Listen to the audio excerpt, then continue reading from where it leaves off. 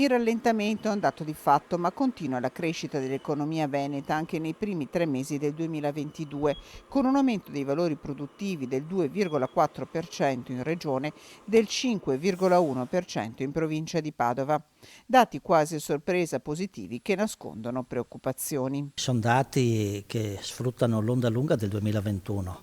Si sperava e si pensava che fossero ancora più positivi.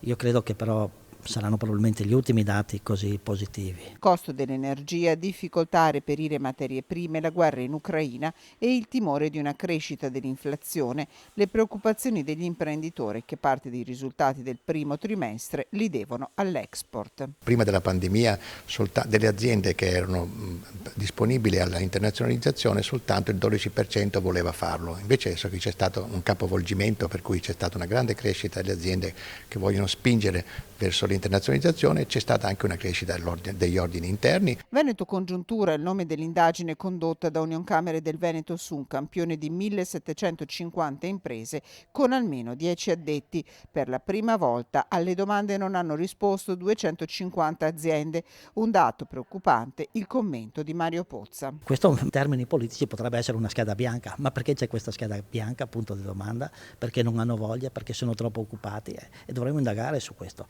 È la prima volta che ci succede. Questo probabilmente può essere perché sono stanchi e dice è inutile dire cosa pensiamo o no, perché tanto la politica ci ascolta fino a un certo punto.